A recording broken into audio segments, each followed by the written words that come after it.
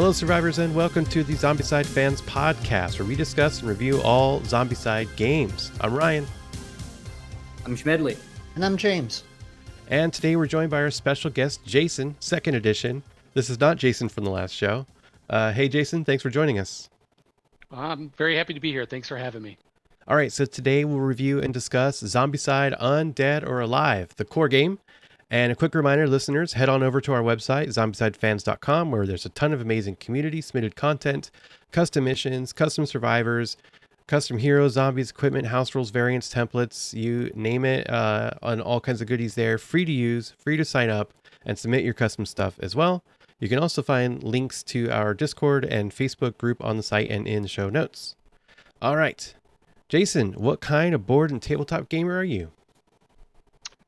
I would classify myself as kind of a cooperative game boarder. I just love working with a team on, a shared objective, and just that collaboration that takes place. So, Zombicide was just like one of those games that just kind of hooked me. It's so fun to collaborate and, on a shared objective, and and I really like when there's that 50-50, you don't know if you're going to win or you're going to lose. Like that's like the sweet spot for me. So that's the correct answer.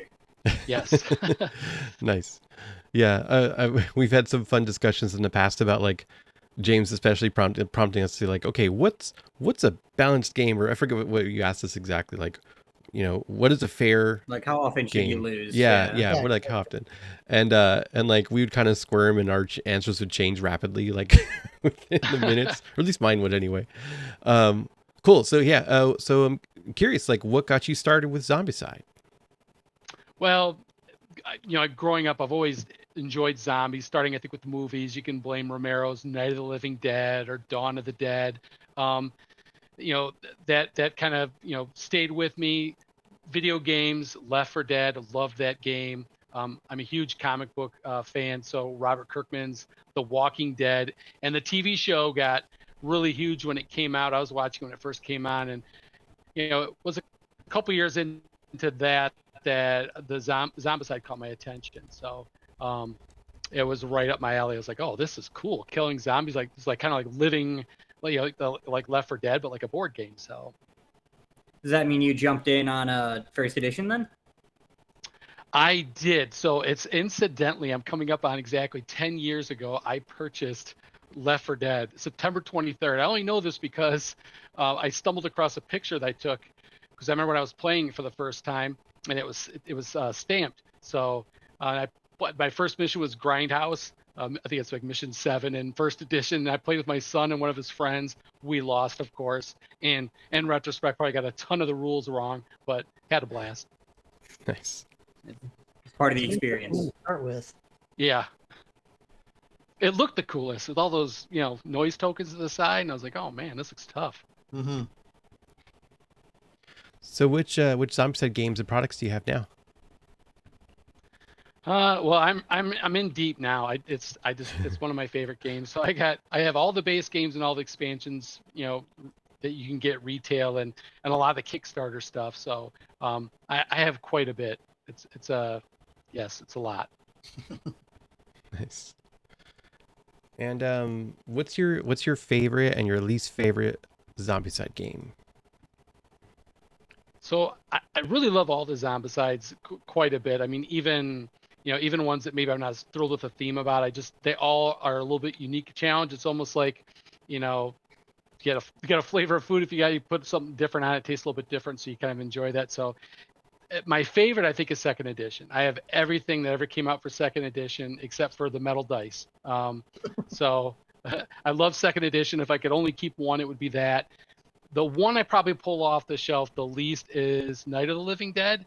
I love it. I love the theme of it and the look of it and everything, but it's one that I typically have to homebrew a little bit more to get to that right challenge level. It's a little the missions are a little more spotty, I think.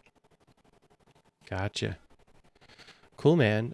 So I should have asked before, but what's been going on with you guys? Schmedley, do you have a little bit of news, Zombicide news for your own personal I do collection? I have it's over here. I have White Death. Finally, Yay. there's a whole saga of how I got White Death, so we can go over that when we do our White Death episode. Oh, you're gonna keep us waiting on that? That's okay. We're I can tell it now if you yeah. want. Yeah. All right, sure. We're So yeah. so I was waiting. It was taking a long time. Everybody I had known had already gotten it. You guys had already gotten it.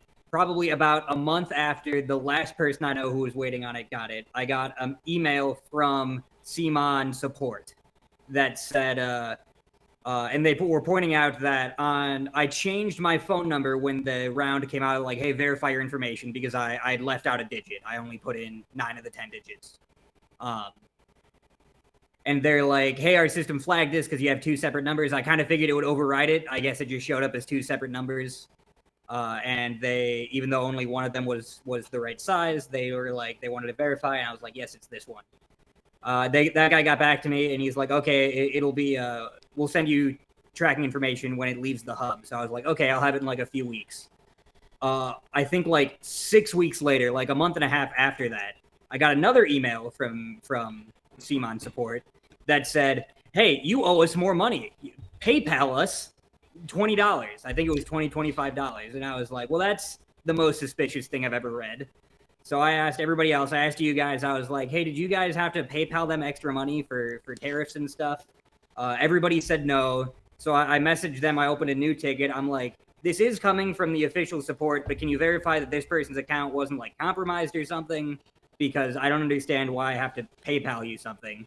So they, when their system flagged my shipping information as having 2 separate emails, they didn't even put it on the boat from China. And they didn't tell me that until a month after everybody else already had their stuff. Man. And so because of that, they had to send it on another round coming in way later.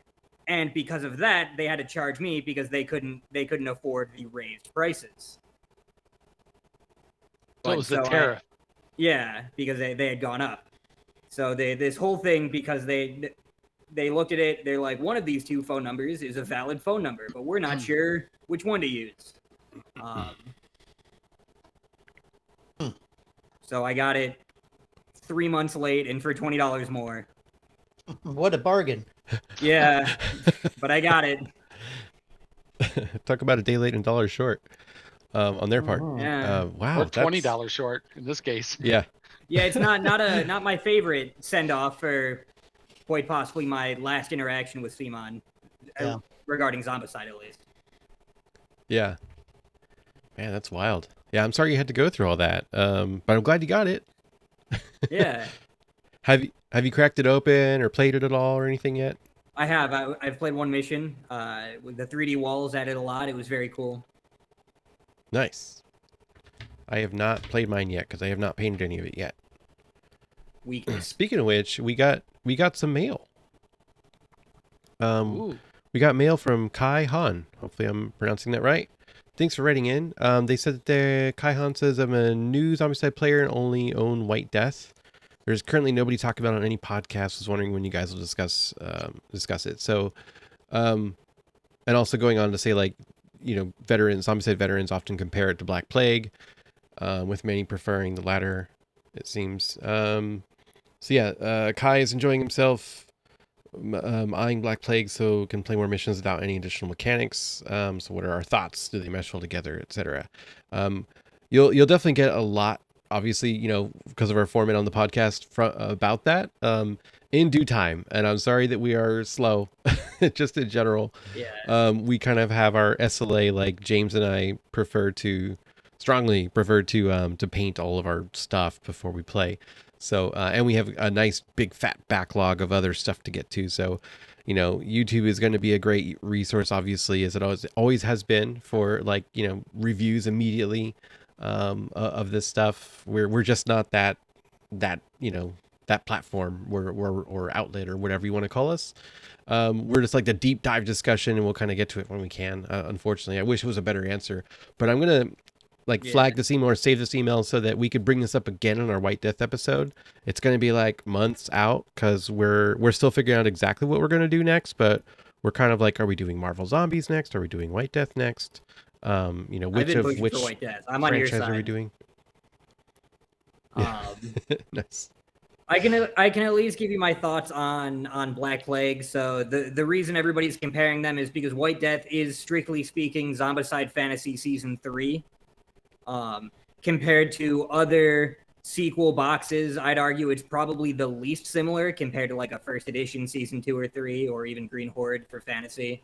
But it is fully compatible with everything. The White Death even comes with the cards for guard actions, and those are so you can use older survivors in the fantasy boxes that don't have guard powers, that don't have guard abilities in White Death if you have the older boxes. So they are fully compatible. I do personally prefer White Death, though. I will, just to plug some, some good Zombicide content out there. There is some really good YouTube videos from a new guy, Shoe Bill Studios. He's got some great videos, and he's doing a huge deep dive. He's got some long form videos, short videos, covering White Death. They're really good. Highly recommended. Yeah, I agree. Yeah, Shoebill. This guy just came out of nowhere and just started making this like amazing. It's like this guy's been doing video production for a while, I think, but this is like a new channel, and he's like done a lot of deep dive on White Death so far, and excited. Hi, Shoebill, if you're listening, watching, hit us up. We'd love to maybe have you on the show too. And that said, you know, in general, hey, got questions? Send them in. We're happy to answer. You know, questions about Zombicide, the show, us, if you're interested in being a guest on the show, etc. Email us at zombicidefans@gmail.com. Okay, this is the segment where we usually jump into the news, but I don't know if we're going to really have so much of it like a official or whatever news segment section anymore, because, you know, CMON, like, or, you know, production is, what am I trying to say? Things have changed hands where, but on top of, things have changed hands. We're waiting on DCs, but there hasn't really been any announcements of anything new in the franchise for a while. Yeah, that and like the show, like, so we're splitting up episodes, which gives me more time to edit and split those episodes out, and gives us a little break. So our schedule, we don't have to record like as often, kind of a thing. So yeah, some little bit of format change for the show here, and definitely, you know, news and CMON and Asmodee and all that stuff going on. There is really, anyway, I think I've rambled about that way too much. However, there is some news. Jason kind of broke this in our Discord. Jason, why don't you share? Yeah, so back on around August 19th, CMON sent an email out alerting fans that Asmodee would be starting a Zombicide newsletter, and had a link and encouraged people to sign up for the newsletter. The newsletter is promising to be twice monthly when it launches. Has not launched yet. I'm kind of eagerly awaiting to see when it launches, and if we really do get it twice a month. But little bit of preview. They said it'll carry news on upcoming expansions, crowdfunding campaigns, online missions, and exclusive content. So a lot of little things dangled out there for Zombicide fans to anticipate. So I'm anxiously awaiting their first one. I mean, yeah, that's awesome. I figured it would have happened by now. Yeah, at the very least, it confirms there are plans, because that was kind of up in the air when we first heard. Yeah, definitely. Like even having the crowdfunding, it really kind of hints at that Asmodee might be picking up the baton and kind of running with it. I think there's been some, other announcements that kind of, telegraph that as well. So it's pretty exciting. Yeah, the only thing I could add as well is we know at least some people that work for CMON are still alive, because they did post an update to the Massive Darkness Dungeons of Shadow Reach game found site a week or so ago. So while it wasn't very substantive, at least we know that someone's still alive and posting something. That's great. I didn't see that. I gotta go check that out. Nice. Okay, that's it for the news. All right, so now for our Zombicide Undead or Alive review. Schmedley, do you have some stats for us? I got some stats. So, Zombicide Undead or Alive. It was designed by our usual suspects, Raphael Gouteau, Jean-Baptiste Lillian, and Nicolas Raoul. It's the 8th core box in the main series and marks the introduction of the 4th setting we can visit, being obviously the Old West. It released in 2022, so it followed 2nd edition, and it did pretty similar numbers in its campaign, where it had 21,000 backers and raised $3.3 million. Over on Board Game Geek, it looks like it was received very well with a rating of 8.0, making it the highest rated main series core box and the 4th highest rated box across the franchise. So I didn't really expect that. And I guess that makes me in the minority because it's probably one of my... it makes it to my table less. What do you guys think? Overall thoughts on Undead or Alive? Yeah, I'm a little bit surprised given those numbers that you just threw out of how many people backed it and how well it's rated that they haven't done a little bit more to support it since then. Obviously, before the whole news, just because they've still, after 2nd edition Modern came out, they released 2 more campaign boxes and they have tried to at least include it with whenever they come out with extra special character boxes. Several of them have Undead or Alive characters thrown in. So it gives you a reason to buy it if you're an Undead or Alive player. But for the fact that they haven't come out with anything else past that is a little surprising to me, just based on the success that you've had. And from what I have, the discourse I have read about it on Board Game Geek and Discord, it seemed to have a generally positive idea that people liked what was going on with it. They liked the new wrinkles and changes. So I guess I don't have an explanation for why it hasn't been advanced further up until we found out, of course, the news. Yeah, definitely the least supported too. If you look at the web missions, I think there's only, it says 7, but I think mission 6 is missing in action. And yeah, I've generally heard positive things about it from different people, even people that aren't in love with the theme. Definitely like the challenge the game presents, but Yeah, I mean that was my initial reaction. Is I've Old West is just not my favorite theme. I said the same thing about Pirates. So I might have initially brushed it off, but upon replaying it a few times for this episode, I really came around on it. That's why I hesitated earlier to say it's not my favorite. I haven't played it as much. I was surprised to see this is the best rated core box. I said main series, so that doesn't include Superhero, and the other one that's on top of it is Army of the Dead, which is also surprising. But yeah, I would not have pinned this as like the crowd favorite. What do you think, Ryan? Yeah, it's interesting. I think maybe it's like there's a correlation with difficulty too. Because my guess is like a reason that the fantasy setting, because of the setting, especially like for most of all, but also the difficulty, like people tend, the general audience, I think, just tends to like more difficult cooperative games than easier ones. So that makes sense, and maybe that's part of it here too.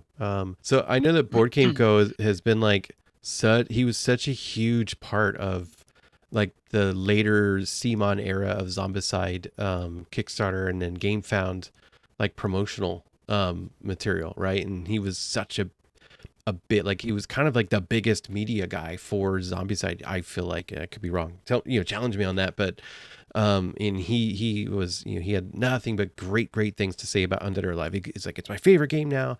I'm my favorite game over Black Plague. It's really, really difficult. And, I think that might be part of it too. Yeah, it's interesting. I think some of it's a product of the streamlining of some of the mechanics. I mean, we'll get into that as we talk about the game, but and I think Army of the Dead is a product of that too. Where they've just taken certain mechanics, streamlined them, that things that have bothered people for years about the game, like, oh, if they could only fix this, they fixed it or they improved it, and I think that probably resonates in the score. Actually, you know what? Yeah, that's a good point, because Army of the Dead, this, and Superhero, which are all the highest rated, none of them have normal noise mechanics. Correct. Which Nice. we've talked about a lot. Is some of our least favorite. Yeah. Some of the most fiddly bits of the game. And I'd argue those ones you just cited are the most streamlined versions of Zombicides so far. Mm-hmm. Yeah. All right, so let's get into it. What makes this version of Zombicide unique, mechanics-wise?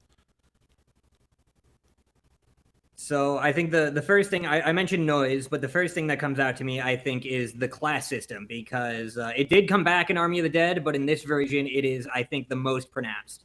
And obviously, it was introduced in Invader, but we talked about how it wasn't super explored in that one. Yeah, obviously Invader kind of told us the path they were going down, and just as a real quick, broad, overall general thing, I almost think that you can start comparing everything from Invader onward about these games. I think every game from Invader onward have a lot more in common with each other than Classic or Black Plague Green Horde for a number of reasons, but the noise mechanic, as you mentioned, this is the first invention of that. Things like the only one abomination at a time, is different, definitely different. That used to be something that was only there because you only owned one abomination. Yeah. But any other game, if you own multiple abominations, you could include them. Whereas this one, it doesn't matter how many abominations you own; you're only playing with one at a time. Yeah, because there isn't an abomination fest in the back of the book at this time, is there? No, It's not even a thing. Nope.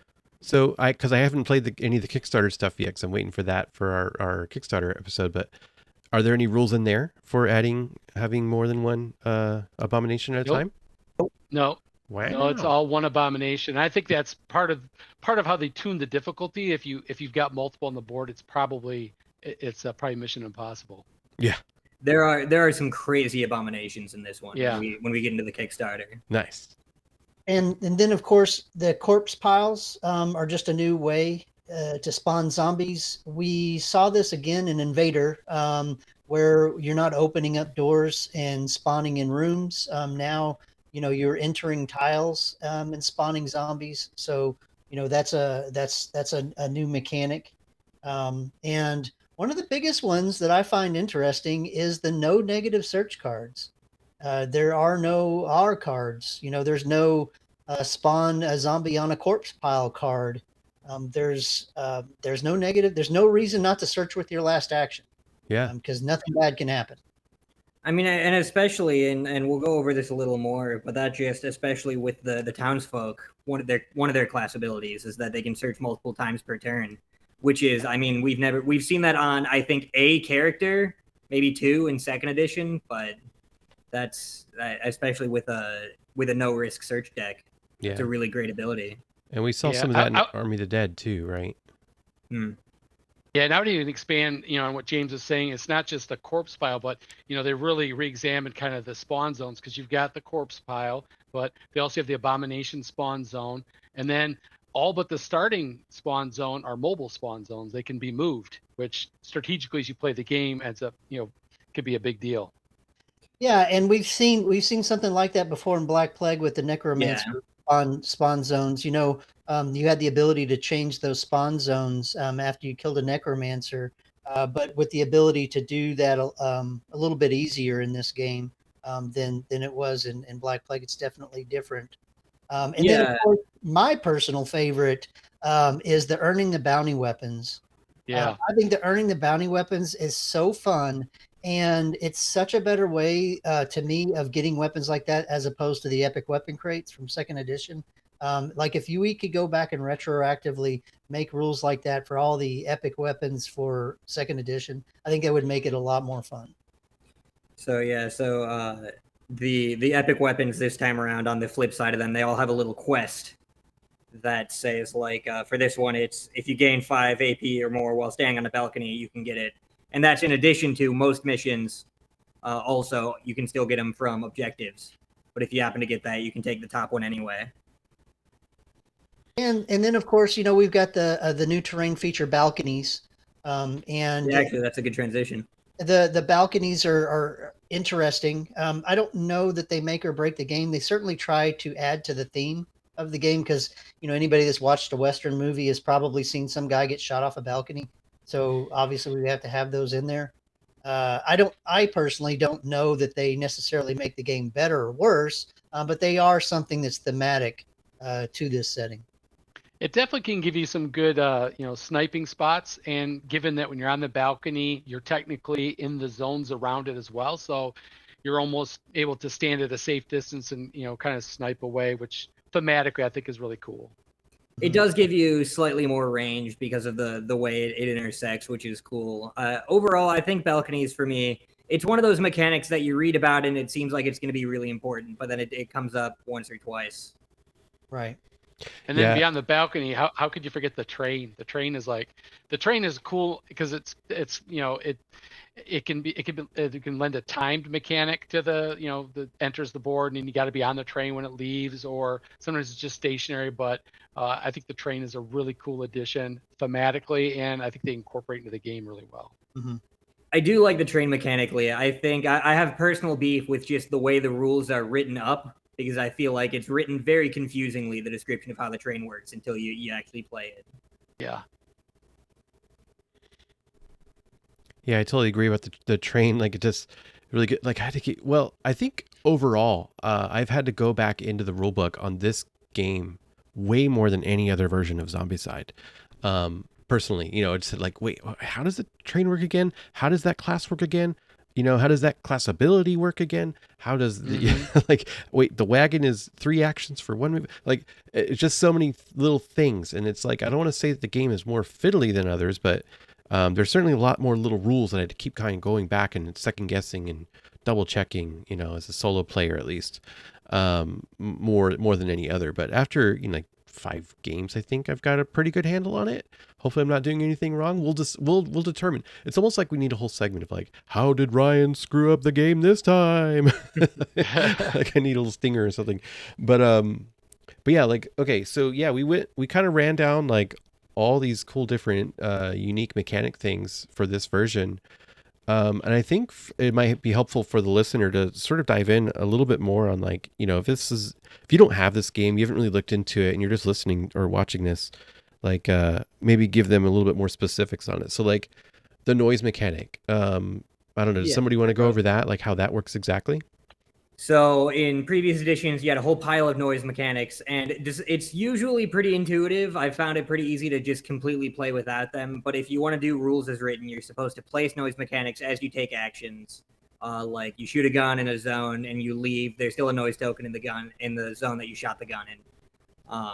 And then the zombies would find the noisiest zone, and that would be their target zone that they're all trying to get to. They're all pathfind to. In this one, it's a little less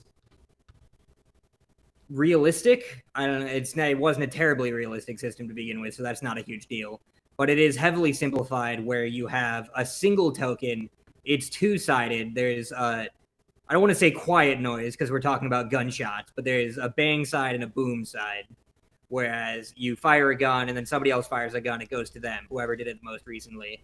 Unless somebody does something really loud, like blowing up dynamite, in which case you flip it to the boom side, and now only a very loud action moves it, and they move towards the most recent one. So probably they'll move towards the player who went last, unless somebody blew up dynamite. Yeah, a few things I'd like to add to that is while it is 1 token, versus a potential, 12 tokens on the board or whatever, I find while it's easy to use and it's easy to understand, using noise as a tactic, I find much more difficult when playing multiplayer. Because if you're the last person to go, but the noise token's where you want it, what are you supposed to do? Say, well, I guess I'm not going to do anything. Whereas, in other versions you could kind of plan out before everyone went, okay, who's going to make the most noise where? Whereas this one, if you're the last person, you don't want to shoot if you don't want to move the noise token. So I think for multiplayer, I think it's a lot less effective tactically than in previous versions. And I could definitely see that. Although with the boom mechanic, you can still fire your gun off. If the boom's on the board, you're kind of safe. Or if the train's on the board, that locomotive's on the board, it's making a boom as it's moving across. So. That's right. I was thinking there was another boom. I couldn't think of what it was. It's the train. Yeah, I mean, I just find like, I don't know. I kind of just wish it wasn't even here. This bang and boom noise token. it seems like it's a lot of work, and I know that might sound ridiculous, but it does seem like it's a lot of work for almost no gain. Like it changes my game like 0.1% of the time, by where the hell the damn bang or boom is and which side is face up or not. Do you guys run into that as well? Uh, For myself, I do like it. I do agree because line of sight trumps noise. And so often somebody's in line of sight drawing the zombies anyway. So, you know, the fact that that happens, the any type of noise mechanic, regardless of the version, isn't always as effective. But you can use it in certain instances to your advantage for sure. So I personally don't find it as not useful, but as necessary, just because of the general size of most of these mission maps. Mm-hmm. A lot of mission maps in second edition or fantasy are 9 tiles, so there's a lot more opportunity to get out of line of sight, get far away, hide in nooks and crannies. Whereas most of these missions are 4 and 6 tiles, and obviously there's a lot of street zones, and no closed doors to hide behind. So in that regard, the zombies are going to be close to you, or have line of sight to you the majority of the time. So then it just becomes, well, if they can see 3 guys, who are they going after? And then it's the person with the noise token. Yeah. Yeah, it barely comes up. And then I was like, oh, that's right. Like I keep kind of going like, oh, that's right, the bang or the noise token. Like I keep forgetting about it. Like I didn't move it the last round at the end phase. And then it's like equal every time someone fires, like if it's equal or greater value, you move it, right? So if there's already a boom out and you don't do a boom noise, then you just leave it. But if you do a bang noise, then you move it. Right. It's just like a little bit too much for me to want to have to worry about for so little Yeah. gain. I do think it's better, but now that you mention it, it is also exceptionally easy to just play completely without the component because it's easy to keep track of who fired a gun last and if dynamite was detonated. And those Right. are really the two main things that matter. Yeah. And then if the train's on the board, none of it matters. Yeah. Yeah, I would argue that it's more useless in this game than in previous versions that have used the multiple noise token mechanic. Yeah. The one thing I would say, though, that I really do like about it is I do like the fact that it has a bang and a boom side. And while we discussed this in our Army of the Dead podcast of maybe we didn't need this much extra level of detail, I was kind of missing that when we lost that part of the rule when they ported it over to the Army of the Dead, where they just have the one level of noise. Yeah. I liked that streamlining actually. Like I like thematically the idea of like a bang and a boom. It's like every time I've taught modern zombies, any Zombicide to new players, and I explain like the noise rules, and they're like, oh man, like that's gonna come in handy, or that's gonna be like a big deal. We're gonna cause too much noise. The zombie's gonna come after us just like a movie. It's gonna be crazy. Like they built this up in their mind. I'm like, no. It's just a little fiddly mechanic we have to worry about, maybe. I have had situations where I think all the way back in first edition, it's been a while, where somebody spent several turns where their whole goal was making a lot of noise in an area where zombies couldn't get to them easily to protect another group. But it doesn't come up a whole lot. Yeah. Yeah, and the big difference too between this and Army of the Dead is if Army of the Dead in the end phase, it gets picked up and is replaced when a noise is made. This, for Undead or Alive, it's always on the board. It's never picked up. A boom might change to a bang, but a bang is going to stay there until there's another bang made, and then it's going to move or boom. So it is a little bit different than Army of the Dead. Well, actually, there's a little bit of difference there, Jason, in the fact that when zombies reach the noise token, it moves to where the most survivors are, and I think that's what's missing in Army of the Dead, because there's so many alphas running around, and you run out of alphas so quickly that they're going to spend a lot of their time extra activating and moving around. So what ends up happening in Army of the Dead is they all pile in on this noise token, and then they extra activate and they stay in the zone. Like they don't do anything else because the noise token doesn't get moved to the survivors where like it does in this game. Oh, I might be doing that wrong. I didn't think this one moved. Yeah. If the zombies reach the zone. Yeah. So you're saying it moves if the zombies reach the zone? Just to be clear, Rules you might have it missed. moves if the zombies reach the zone. Yes. All right. Excellent. Let's talk about spawning in buildings and the corpse pile again, just in more detail. So Yeah. we kind of brushed over it, but yeah, you don't open a building. I mean, there are no doors. There are no external doors on the buildings, which is just trips me out still. I know they did This it in is Army of the before Dead. doors were invented. Right. Yeah, that's right. There you go. But yeah, like in all the modern and classic and Invader and stuff, there's always the doors into the buildings. No doors. Everything's just open. But the first time you step into one, a corpse pile, the nearest corpse pile in that building will activate, or you'll get a corpse pile spawn zone token on it. And you'll have to deal with that. So you don't have like designated other spots, like spots where they'll just spawn when you enter the building or open the building the first time. And you don't get like, obviously therefore you don't get like spawn cards worth of zombies in every room like you would in classic Zombicide or fantasy, or Black Plague, I should say. And that's interesting. It's different. Like it seems on the outset to me like, wow, that's so different. And like, how is this going to be a threat then, kind of a thing? But you learn really fast that this game puts threats in other different places in different ways. Yeah, I do like corpse piles a lot. It's especially because there can be multiple in a building and they won't all activate, and I think that's a very cool way to kind of divide the buildings up by tile. I feel like there aren't a whole lot of mechanics that depend on the actual tile. The only other one that comes to mind is the Balconies? manholes. Oh, from other versions, yeah. From first edition, yeah. Just in general, I don't think there's a whole lot that discriminates on tile. Yeah. But yeah, I mean, it encourages planning before you go into a building because you have to have a way to deal with it. There's holy water, or the faithful class can use normal water, both of which will destroy a corpse spawn zone. Those are also the things that move the other spawn zones. Mm-hmm. And it's very plan oriented because you can be quickly overwhelmed otherwise.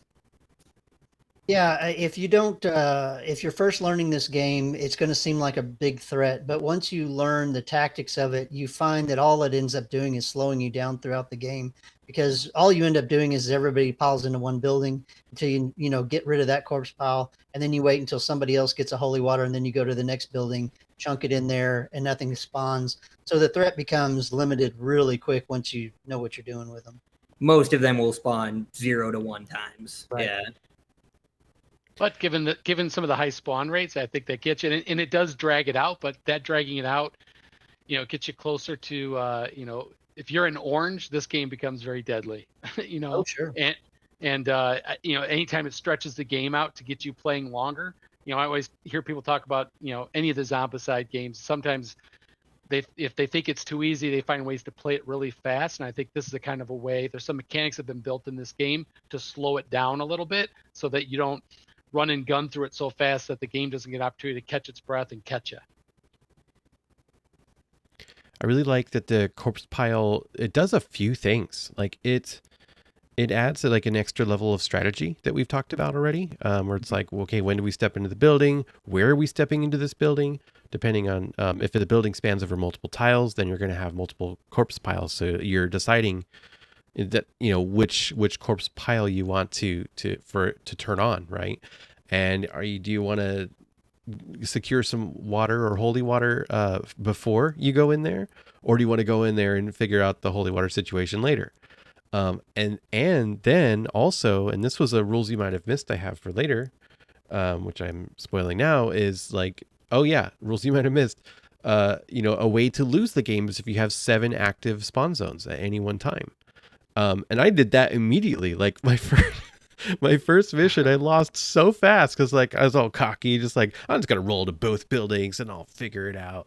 And I realized like, oh, I lost like the first round because I split my parties and had 7 active spawn zones because an abomination showed up and activated those zones as well.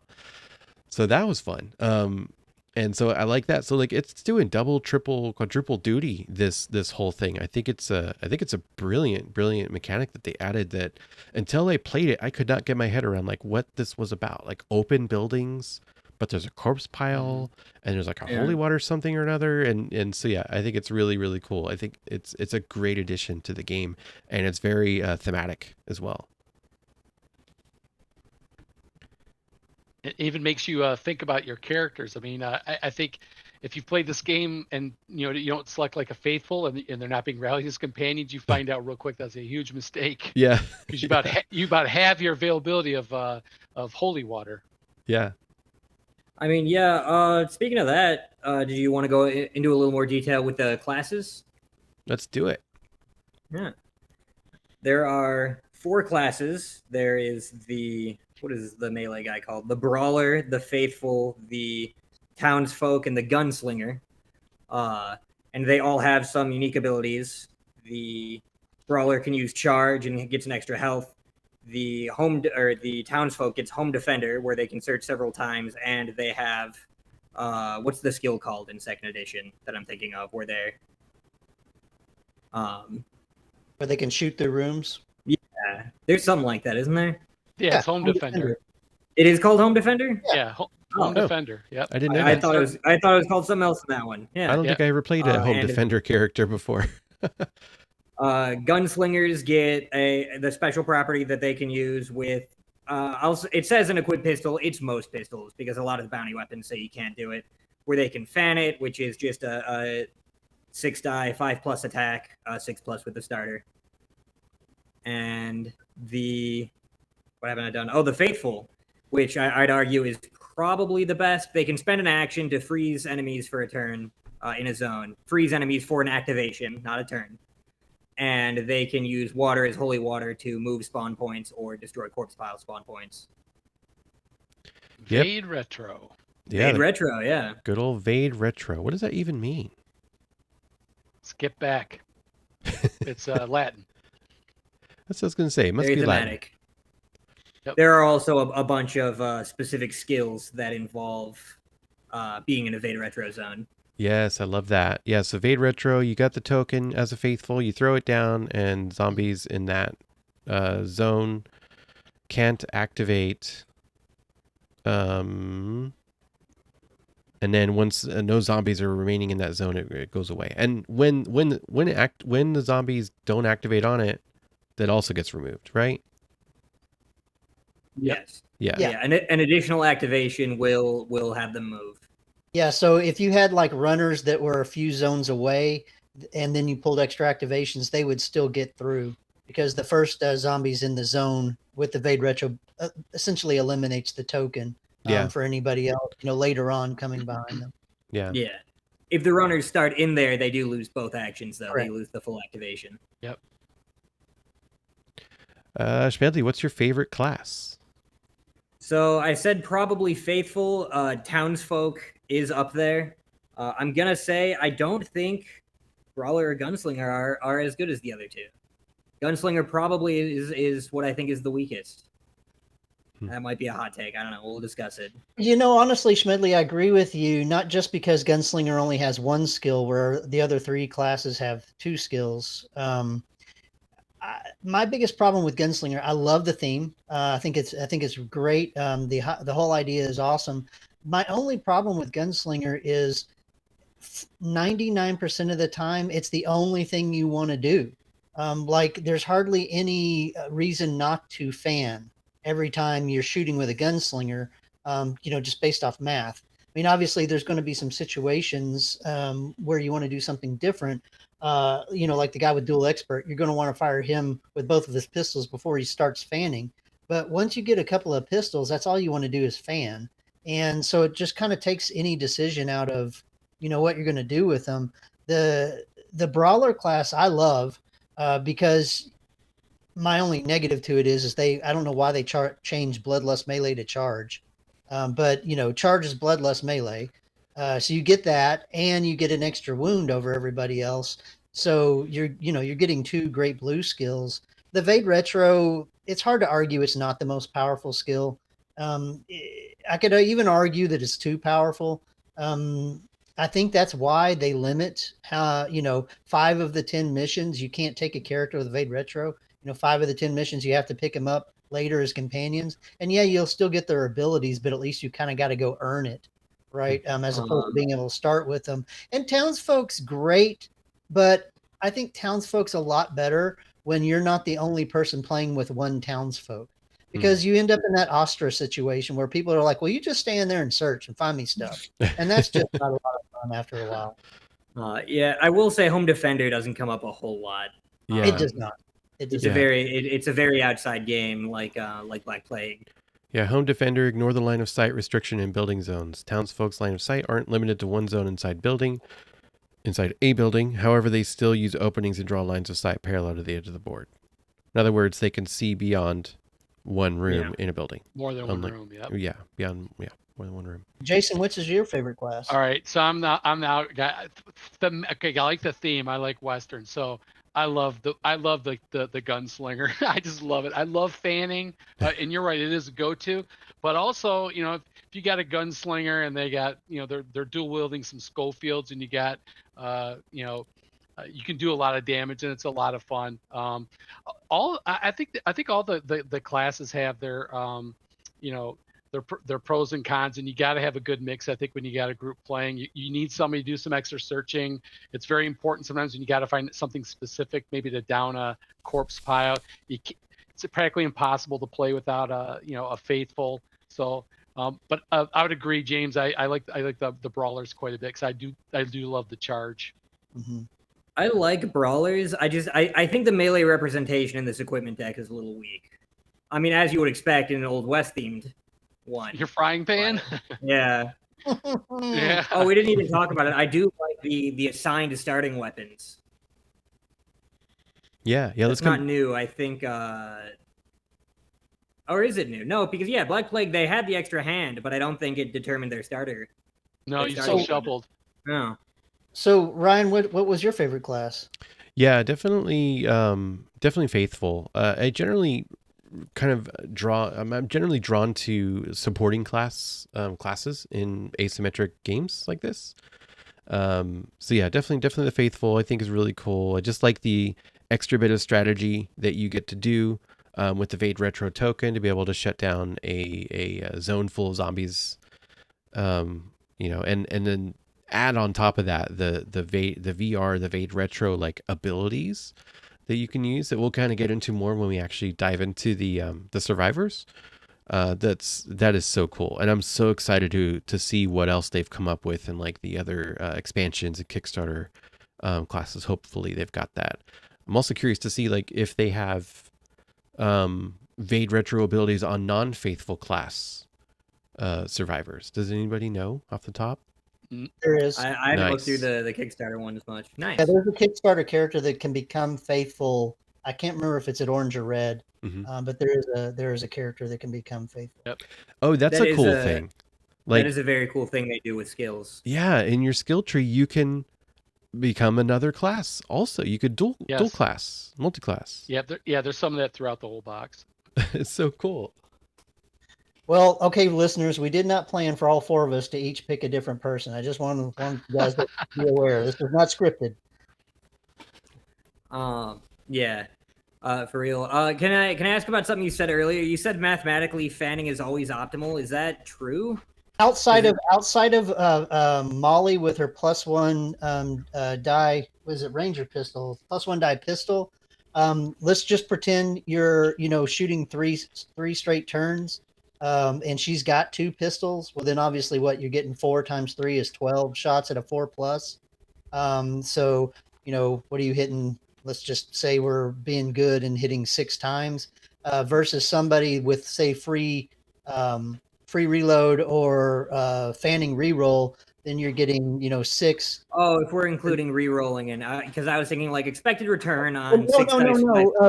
But I'm not done. Sorry, I said or one of those 2 skills. Like let's just say you had free reload, so you get to shoot 6 shots at 5, then another 6 shots at 5, right? And then you have another pistol, you get to shoot that one 6 times at 5. So you're 18 at a 5.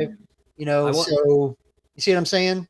I wasn't thinking about using the pistols separately. No, yeah, you're right. Yeah, it's not that far off. I was thinking 6 dice 5+. That's an expected return of 2 hits, and then you reload, so you can do it max twice per turn. But Right, I wasn't thinking about separate pistols. Yeah, you're right. Where they get you is that I think the Schofield is the only 2 damage pistol. Yes. So when you're fanning, hopefully you're shooting at all runners and walkers. If there's a brute in there, it throws you off your game plan. You're not necessarily gonna be able to. You're not gonna hit anything because of the targeting priority. I was thinking maybe one of the no fanning pistols had it, but no, they don't even have two damage. Interesting. Yeah, I mean the Mauser's great, and the volcanic pistol are great for us people that can't roll dice very well, because it's 3+ on the Mauser. So putting the Mauser in the hands of somebody with +1 die pistol is really great too, because obviously now you're getting even a better mathematical return. But I mean, as Jason pointed out, it's still not a damage to weapon. It's funny, James. I was expecting to hear that you hated the gunslinger class because of the rolling of the dice and requiring that high roll. I figured you would have hated it with the way you roll.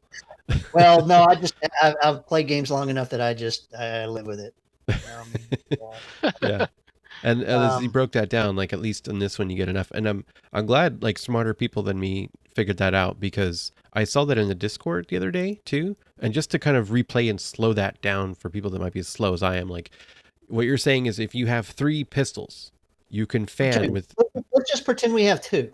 Yeah. It's just for the sake of comparing it to Molly's +1 die pistol. Is really all I'm trying to say. Yeah. Is should Molly be fanning her pistols, or should she be using her +1 die pistol? Because her 2 shots now become 4 shots, and most pistols are 4 to hit, right, and 5 to fan. Mm-hmm. So if we're just talking about the same pistol, same 2 pistols being used by multiple characters, what should you do? Does that make sense? Yeah. Yeah. Well, and the other thing too is that you were saying also is that if you have 3 pistols in your 3 hands, because by the way, in this game, you can have 3 hands. You kind of got one on your body and then your 2 hands, essentially. Yeah, Black Plague style favored weapon. Yeah, exactly. But yeah, you can pistol 1, fan, and it needs to be reloaded, but then you're just like, screw it, pistol 2, fan, and then pistol 3, fan. Right. And I just maybe wouldn't have ever thought of that. And that's sounds pretty game breaking. No, I mean, the math works out the same. You should only hit twice each turn, right? So you're still hitting 6 times. That'd be the same as the person not fanning, rolling 4 dice. But the only thing about the 6 shots is, in theory, if you're a good dice roller, you could hit more than 6 times. Yeah. Yeah. It's all skill based. Yeah. Cool. All right. Should we get into the components? Was that all the rules somehow? I feel like there was more. Did you want to go a little more into the train? So yeah, the train is cool. Like I think that we can all agree in the whole community that why didn't we get a 3D train, at least in the Kickstarter, where it's like that's the place to make extra, like to pump up your production extra. Like, what is the deal? I know there's a lot of great like third-party aftermarket trains that people have made, like laser cut wooden ones, or you can just get something and make it fit, or people have made them on Etsy and on Thingiverse, and 3D printing and all of that kind of stuff. But like, why was there no official 3D train? It's crazy. Yeah. It definitely, if there was anything in many of these Kickstarters to call out for, we need 3D terrain, especially after they had just come out with the 3D cars for a 2nd edition Kickstarter. Yeah. Why would it be a 3D train is definitely odd. Yeah. Yeah. We'll never know. I'm trying to think, just because now that I've played White Death with the walls, trying to get zones that can technically have unlimited models, trying to get more than a handful of them in the 3D walls is a bit of a hassle. So it could have been something like that. Yeah. Well, it also maybe is part of that same sentiment that James had earlier. It's like, why didn't they put more into this game in this setting? And that's maybe part of it. I don't know. Maybe somebody at CMON just hated Wild West. I mean, for a while there, we weren't really getting expansions except for second edition. So maybe it's on the horizon. Yeah. I mean, honestly, it's probably cost prohibitive to make it look the way they wanted. I'm sure, believe me, if there's a way they could have made money on it, they would have done it. So, I mean, they made a friggin' Castle Grayskull for the He-Man game. Yeah. Heck, they made 3D hedges for Green Horde. Yeah. Did they? The hedges are cool, but did we need that? You know, Yeah. I mean, to me, I think we needed the train more than we needed 3D hedges. And a giant, huge Galactus. Now let's not talk bad about Yeah. Galactus. Yeah, don't come after my giant, huge Galactus. Yeah, he might need our planet, so let's watch it. I gotta paint that sucker. Okay, yeah. So the train, and also, so one thing interesting about the train, and the railroad, I like that the reverse side of it are railroad tracks, and that it's like, is this the only time we've gotten non-standard square tiles like this in a Zombicide game?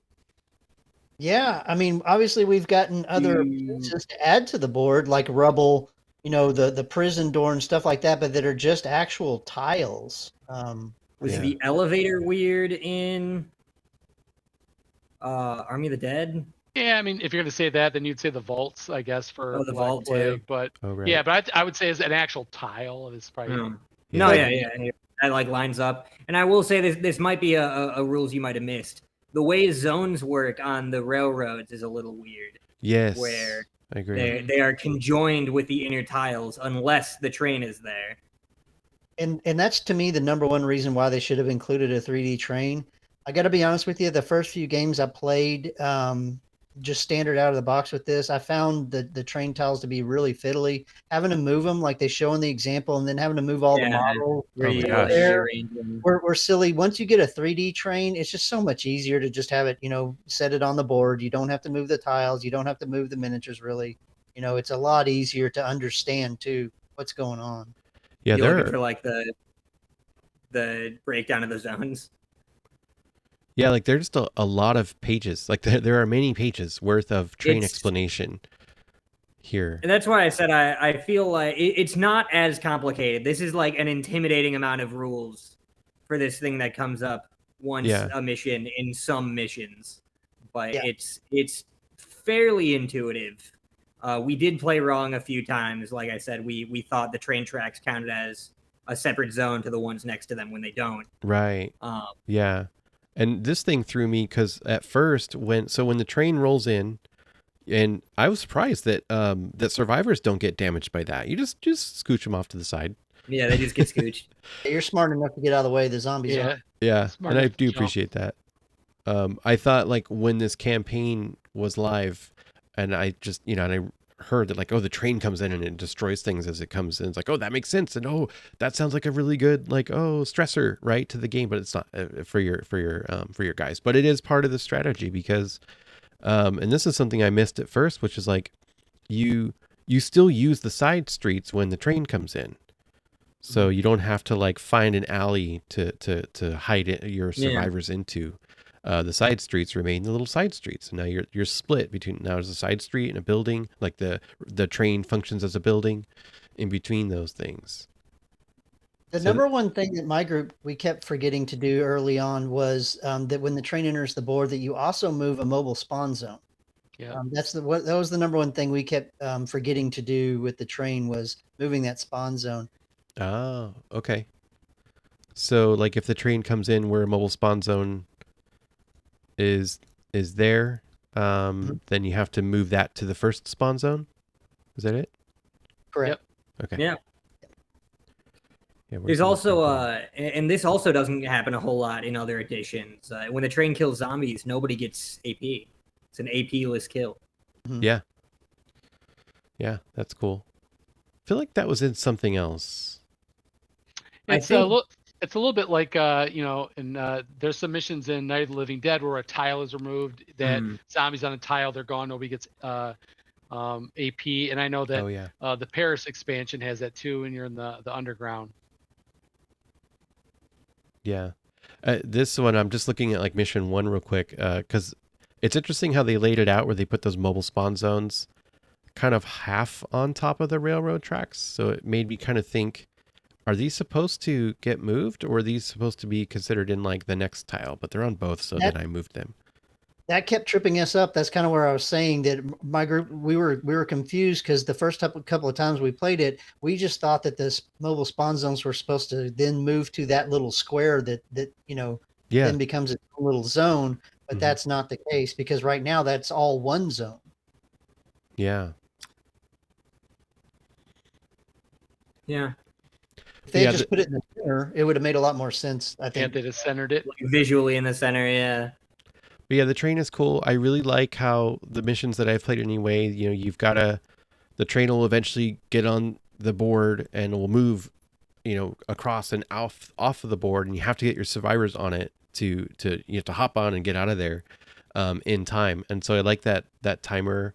I always like a timer on a game. And then I also like just the suspense of being able to get on there without zombies being on it, or not getting up in your space, and it just, everything that adds is cool. The actual working of the physical materials and understanding how they want you to arrange and flip and do the things is a little bit weird at first, but I think like Schmedley's been saying, like when you actually do it in practice, it's not at all complicated. It's fine. You will probably have to open the book back up a few times when you're Yeah. on the train. Like Right. it's not super hard to find like an individual piece of train rules, Yeah. even And though there's James- a lot of them. James, I thought I saw you bring up a good point before too, of like, is anybody worried about like which way you flip the train cars? Right? Yeah, that was kind of freaking me out a little bit, because at first you look at it and it clearly doesn't look like it would be equal, but it turns out that it is. It turns out it doesn't matter what way you flip it; it's always going to end up lining up the same way, as far as entrance to a zone. Interesting. Yeah, it doesn't look like it would, but it does. Yeah. Well, yeah, because some of them like line up in wake to get really into the hairy in the weeds of it. Like, so my mouse is pointing at like this little side street zone. I don't know if how well you guys can see that or not, but it goes into that front part of the locomotive, Mm-hmm. but not into the next one, because the door opening isn't lined up. Okay. Correct. Never mind. Yeah, you got your tender, and what's the other part called, and then the engine. That's made up into 3 parts, because you can't cross across the engine. Right. But you can go into the tender, and one of them you can search, and one of them you cannot search. Oh, really? I think only one person can be in the front too, right? There's something like that. I don't think that's a rule. Oh my gosh. If it is, I'd like to know that. That'd be a rule I missed. Where is I that thought that there you was could something like that. search in the train or not? I never even. Yeah, the train's a building space, so most of the train you can search in it. Actually, I think you found the page. I think it right there might call out.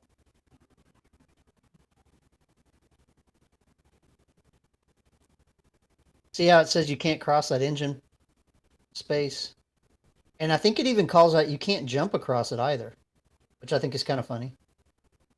Oh, the jump skill. Yeah. So it doesn't say explicitly in here that you can search it, but it's because it's a building zone. We're saying it's a building It says zone. The it's a building building zones are zone, searchable. yeah. Yeah. Gotcha. I didn't spend enough time on the train to get to that point. I was gonna have to look it up later if I did, but I didn't. And I'll be talking about that more later. But yeah, I think like the gunslingers class, I think it's a great thematic thing to have. I think them having a train in there to me was a no-brainer. Mm-hmm.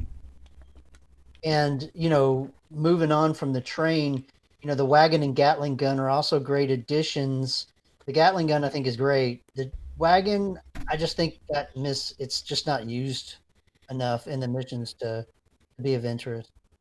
Well, and I think alright. the wagon is definitely not a vehicle. You're not riding in it. It's kind of meant to slow you down. And the missions it gets used in, you're loading objectives into it, and then you got to take 3 actions to move the wagon 1 space off the board. So it just slows you down and gives zombies a chance to run you down if you're not careful. Yeah, I From think how from how it's described, it looks like you can get in and then like push other people so that you can spend 3 actions to move them 1 space in case that ever comes up. I don't know though. yeah, that would be really situational for that to matter. What I would like to have seen, 2 things I would like to have seen with the wagon. One is it be beneficial for the Gatling gun to be in it, because if it takes 3 actions to move the Gatling gun, then it Yeah. take less actions to move the wagon. So there's a reason to have the Gatling gun in the wagon. And then the other thing too is, while we're not necessarily covering them in this podcast, but the guys on horseback, if they could have like somehow hitched themselves up to it and moved it around quicker, that would That'd be been cool. neat little thing. Sounds like a custom rule you need to get on zombicidefans.com. Yeah, there you go. Yeah, it's funny. Yeah, you like, I do appreciate that the wagon, even though for like, it seems like it should be some marquee feature, and it's just kind of, it's not exciting in actual play. But I do like, I think Jason was saying that it just sort of throws a kink into your plans. Like, oh gosh, this person is going to have to be bogged down pushing this thing. Move it off the train tracks. Yeah. Full two full rounds at some point. And like, I haven't done anything. Did you say there's a mission where you have to pile objectives into it? Yes. Yeah. That's so cool. Yeah. Yeah, You can't. You don't collect the objectives and run off the board. You collect the objectives, load them in the wagon, and then you gotta usher the wagon out 3 or 4 spaces to get to the exit. So that's cool. I do like that. It slows you down. Yeah. I like that. In the missions they actually use it. It's fun. It's cool. But unfortunately, there's a mission or 2 where it's just on the board and there's no purpose. It's just there. Right. I mean, it's certainly it's no taco truck. Let's just say that. It's no taco truck. I do need to make a 3D wagon though. This flat cardboard is making me crazy. I can see 3D wagon. I was gonna say something like that. Yeah. Okay. Is that pretty much the new stuff?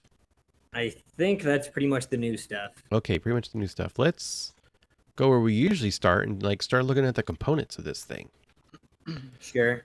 I will say, I have one. I think this is the only thing negative I have to say about the components is that we brought back the backs of the Survivor cards from 2nd edition, but you only have the class abilities, which is useful. But if you pick up Jeb and you don't know what Point Blank does, now you got to go back to the rule book, which is a problem that we had already solved last game. Yeah, I know. There were a few times when I flipped it like, oh, what's that ability mean again? Like, how does it work again? And yeah, I'd look at the back like, oh man, it's the class ability thing. And it's like, oh, okay, well, good. I can look, oh, it's only part of the class ability. Okay, let me open the book again. And I think the class ability descriptions are fine. I think that it's like enough where only if you need like a clarification or an edge case, you have to open the book. But I would appreciate it if they still showed at least the blue skills, if there's not room for everything like there was in 2nd edition. Right. Yeah. To me, this is standard, what we come to expect from CMON and Guillotine Games, just awesome sculpts, awesome artwork. There's nothing here to talk negatively, in my opinion, about the miniatures, the artwork on the tiles. If I do have to throw out just a couple of nitpicks, I hate when they have, and this is very rare, I hate when they have runner sculpts that are on 2 feet. I've been trained throughout all versions of Zombicide that if it's on 1 foot, it's a runner. And those runners, while they are a slightly different color plastic gray from the walkers, other than that, they're really hard to distinguish from the walkers compared to previous runners. However, I absolutely love the brutes. The brutes are just, the guy with the ball and chain in his underwear is awesome. Like unhinged jaw. Yeah, I mean that's all great stuff. And as far as the artwork on the tiles, a couple of nitpicks, and maybe we'll get into this more when we talk more about rules. But the cemetery and the mine tiles still just aren't. I wish they had been a little bit more clear in the rules on how to play them, because there's still, in my opinion, a little ambiguity on how those work. What do you mean? So on the cemetery tile, they're considered street zones. It's not a building zone, so you can't search them. Oh, But are those walls supposed to represent so tall that they're like walls that they block line of sight, or not? To me, I play them that they do, but I could also see you arguing, well, this is only a 3 foot tall wall for a cemetery, so it doesn't block line of sight. It's all just open. And then similarly with the mine, the mine is also, it's a building that you can't search. oh, It could just be a little bit more clear to me that, Yep. okay, those are building zones, meaning that they do block line of sight, but I still can't search the zones for some reason. That probably would have been a better way to describe them. I Yeah. just think there could have been just a little, another sentence, just a Yep. little bit more in the rules about those tiles. But outside of that, the artwork's great. No complaints. The artwork on all the cards, the equipment cards are awesome. The plastic dashboards, man, with that wood grain, oh those are yeah. awesome. I do like the wood grain Great. dashboards. I love it. And the little sticks of dynamite as your pegs. That's so fun. They didn't have to do that. That's Well, got a lot of yeah, character. yeah, and right down to, you talk about your AP thing. It's the little spark from the going to the dynamite. Like, Yeah. there's this game they lean so heavy into this theme. I think that's one of those areas that this just really shines. I mean, I agree Yeah. with James. I love the artwork, looks great. I think the minis are very dynamic, especially the survivors.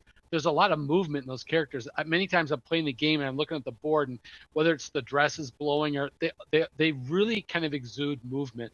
And the tiles, so much detail in there. My dad was a barber. There's a barber shop in there, and it looks like a Western barber shop. And second edition, with the crosswalks, they have a real, defined look for how they determine the space. But I think they did a really good job with this. When you got dirt streets, but they got they would lay wood down sometimes when the streets would get too muddy from mud or manure or whatever it was, and they just did a good job of leaning into the theme, finding ways to show that world. So I think they did a fantastic job. Yep. Agree. Yeah, I agree, man. The silhouettes, and of course all the detail on the survivors is incredible, and just so evocative of the theme here. The brutes, are they like railway workers? Like the guy with the big thing on his back, is that like rail? I thought it was either survey equipment or possibly a camera, but I think equipment, I think it's a camera from the pictures I've seen, the artwork. But Okay. depending on how you paint it could probably be either. I think Yeah. I've also interpreted it as a camera. Yeah. yeah, and the other guy's clearly a prisoner. Mhm. Yeah. Okay. Yeah, the guy with the big stuff on his back and the big, huge, like unhinged jaw. I was like, what is that? Because I haven't painted them yet. For the first time I've done a review where I haven't painted everything. I did like Xanathol Prime, all the horde zombie minions or monster miniatures, but I've painted the survivors, but not the horde guys. But yeah, like the tiles, yes, they look great. And again, like, is this the only game where there aren't just like random lines overlaid on top of the artwork? Like the artwork is always so integrated with the zones. It's just great. It's beautiful. The random planks that make up the lines they're a little bit of a stretch. a bit of a stretch, but they work. Yeah. Mhm. But I like the way Jason explained it. I was like, oh, okay. I'm with that. But the one thing with the tiles is like, is it like, to me, I'm like, it feels a little samey, like both sides of the double-sided tiles are kind of just all the same stuff. I mean, they're not. Like, there's a lot of beautiful, great detail and like amazing, splendid artwork that's actually in there when you really look at it. And the balconies really pop and everything looks really great. But it's kind of the same thing on every tile, They have a pretty restricted color palette. I think that's just kind of the way you have to go to get the Western vibe, though. Yeah. And I can't make a better suggestion of like, what would they put in there instead? Like, I don't know. Yeah, I mean, classic tiles kind of suffered from this as well. Yeah, that they all kind of look the same. But one of the things I think you got to think of too is that the more difference you put in there, the less easily fittable, interactive the tiles are going to be with each other. Yeah. To be able to work. I mean, like I said, the cemetery stands out so much because it's such a different layout. If you had too many tiles like that, it would be a lot harder to create more maps, that fit together correctly. Right. Right. Yeah, I agree. I don't have a solution for that at all. um, what else? Yeah, I couldn't agree more. Like the dashboards, like just this was the theme of Zombicide that I was like least excited for, just because of Wild West. Same. But when I got it in my hands and I started opening it up and like just looking at all of the artwork, the graphic design is so great. Like they have really captured the genre here, and like every card and every survivor ID card and the dashboards, like they've never put so much detail and love and care into the details as you guys talked about already, in the wood grain and like the pegs and the slider, to get it to really evoke this theme. It's so cool. Like everything else has just been kind of like flat plastic, right? And this is like they've gone the extra mile. It's so nice. Oh, Yeah.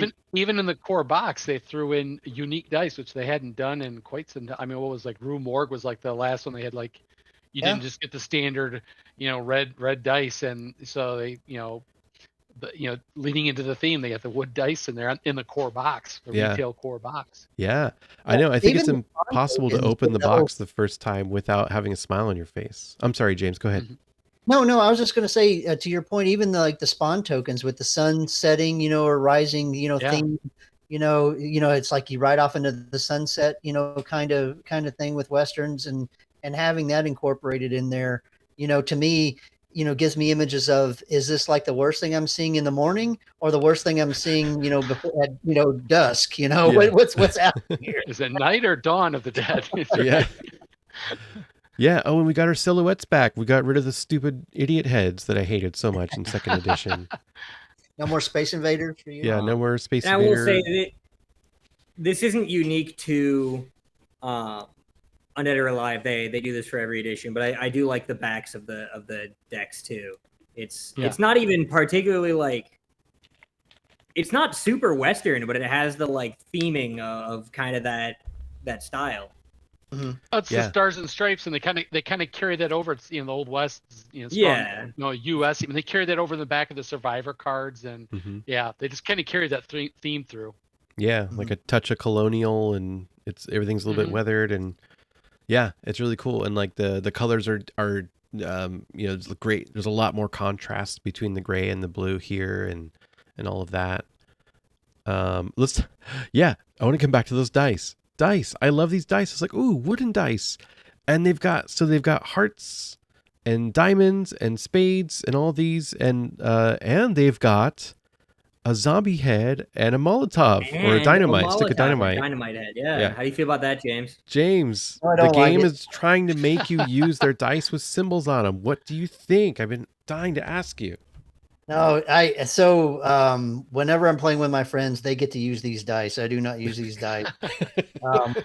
I actually have tried to roll them, and I also have a physical aversion to them because they're so light compared to the solid plastic dice that that's another reason I blame when I roll poorly is they just bounce too much. No, I don't use these dice. Oh, that's funny. You just refuse. The game is trying to make you do it, and you refuse. I love it. I refuse. Now I have extra dice from somewhere in the Kickstarter. I don't know where. Someone set me straight, and like on these extra dice, that some of the faces are red and some are black. Yep. So on the core box, they're all red, and I'll tell you this because I played the game a lot. It seems like the dice that come with it, the paint wears off the dice a little bit easier. I've the extra dice I've got, I played with just as much, the black and red, and no issues with that. The dice that came with the box, the red seems to be rubbing off a little bit more. So I don't know if the ones that you paid for were a little bit more had some technique done to them, that they're a little bit more durable, but yeah, it does bother me. I can also say this would be the one case that I could see wanting to purchase those bullet dice that look so neat but look so impractical. I don't know if you guys have seen those, but I they I have. think I have a set. Yeah. yeah they look so cool, and I've never bought any because I'm like, well, what would I use them for? But they definitely seem to they would fit for this game. Yeah. If I could get all D6s, I'd totally get like a revolver, like a 6-shooter of 6-sided bullet dice yeah for this. Yeah. Oh, that'd be But cool. usually they're polyhedral. Yeah. Yeah. So the dice that are like the black and red, those were just like extra purchase add-ons that you had. Yeah, like they those didn't are come in the the- yeah, they Kickstarter did- box. Yeah, those were Okay. additional add-on. Okay. Are Ryan, are you telling me you threw away the little blister pack that came in? Yes, I did. Oh, Oh, jeez. The resales value is gone. Oh God. I'm out. I love it. James has left the show. Hey survivors, Ryan here. Stay tuned for the next part coming soon as we continue our deep dive and discussion. Thanks again for listening to the Zombicide Fans podcast. Zombicide Fans is an unofficial podcast and is not affiliated with or endorsed by Asmodee, Guillotine Games, or Fantasy Flight Games. Thank you from your hosts, Ryan Messick, Schmedley Mayers, and James Fisher. Thanks to our special guest, Jason Treganowan, plus our sponsor, BoardGameGoodies.shop, where listeners can save 10% with coupon code PODCAST. You can check out the show on all major podcast listening platforms and on YouTube. You can reach us at zombicidefans@gmail.com. The podcast is hosted at zombicidefans.com. And you can join our communities at the Zombicide Discord and the All Zombicide Games Facebook group. All links will be in the show notes. Until next time, survive.